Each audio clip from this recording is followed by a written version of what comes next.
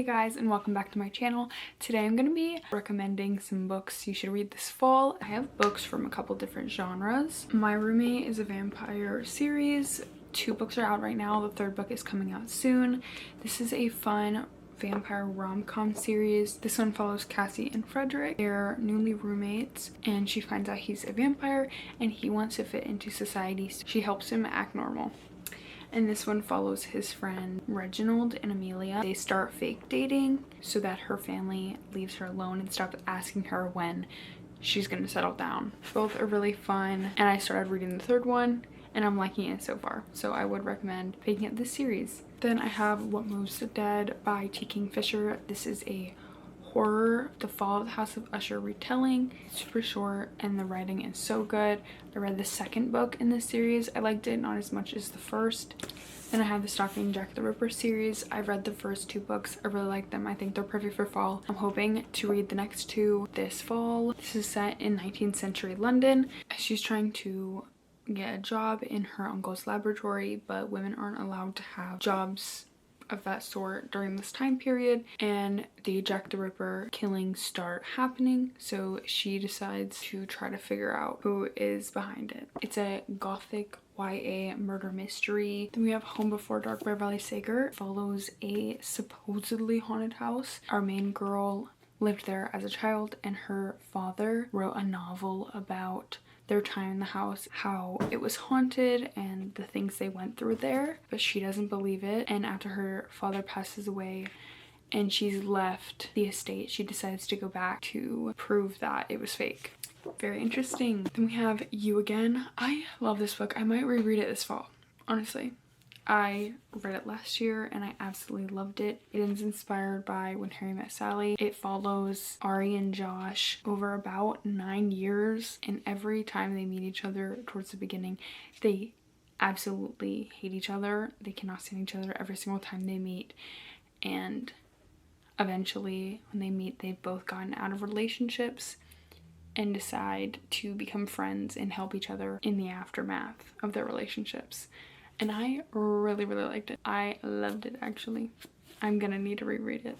This is my favorite shelf. As you can probably tell, it is wiped out for this video. So If We Were Villains, I read this last fall and I really liked it. If you are a fan of Shakespeare, I would say the ending is a little predictable. The writing alone is reason to pick this up. I thought it was the play that the students were acting throughout this was kind of coming true in their regular lives, and the characters that they played in that were kind of taking over their personalities. I thought it was very interesting. It follows these Shakespearean actors. I would say if you're a fan of the Dead Poets Society, you should also read this. Anatomy and Immortality. These are Gothic mystery books. This one is set in Edinburgh and this one is set in London. Hazel wants to study medicine, so she needs cadavers to practice on. Jack, who's a resurrection man, and he's essentially steals from graves, and she decides to hire him on so that she can have some bodies to study on. This one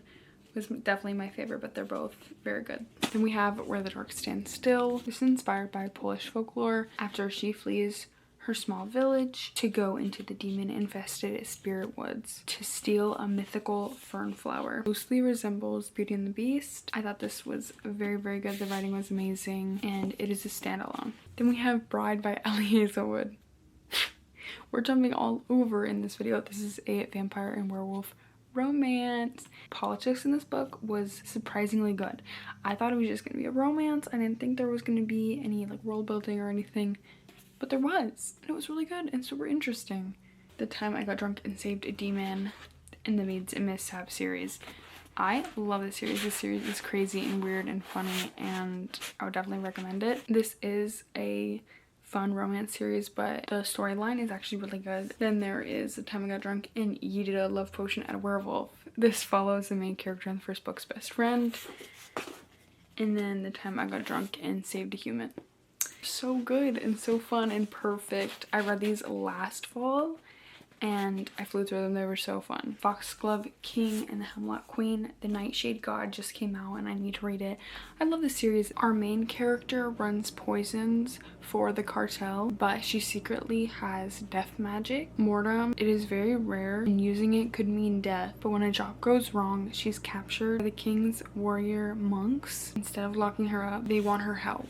It's a very good series. The romance in this is very good. House of Salt and Sorrow. This is a Gothic YA fantasy with romance following these sisters who mysteriously start dying off, and one of them decides to try to figure out what's going on, and they happen to stumble upon a magic mirror that they can go into to attend these magical balls set in another world, and there's ghosts that roam the halls. Then I have One Dark Window and Two Twisted Crowns. This duology is so popular and for good reason. It is so good. Dark fantasy. The magic system is so unique in this world. The Kingdom of Blunder is covered in a magical mist. There are these magical cards. There is just so much to this world. I highly recommend it. While we're on the topic, The Night and the Moth by Rachel Gillig, another banger of hers. I absolutely loved this book. This is more of a Gothic epic fantasy. It follows Sybil, who is a diviner. Her fellow diviners start going missing, so she has to try to figure out what's going on, and she asks for the help of a knight. This world is so crazy. So much thought was put into the story. Cannot wait for the next book. I love anything Rachel Gillig writes. She's so amazing. Definitely recommend picking up her books, especially during fall. Now on to my queen, Ava Reed. Juniper and Thorn is my favorite book by her. Highly recommend. It is a juniper tree retelling. Our main girl and her sisters live with their father, who's a wizard, and at night they sneak out to go to a ballet. They hear of a monster that comes out at night that has been wreaking havoc on the people of the town. This world is so amazing, the story, the writing, the characters, everything. It's so good. It's very dark, it is gruesome, but her writing is so atmospheric. It is so good. Also by Ava Reed, A Study in Drowning. This is a dark academia fantasy. Effie and Preston, and they are going to the castle of her favorite writer who wrote a story about fairies. She's wondering if any of it was real, and they find out a lot about the author, and there's mystery and there's romance. It's historical fantasy as well as rivals to lovers. Then of course we have Lady Macbeth by Ava Reed. Macbeth retelling, of course, following Lady Macbeth, her life previous to the story we know, as well as her role in it, but it also has an aspect of fantasy throughout the story. So good, the writing so good. I really loved this.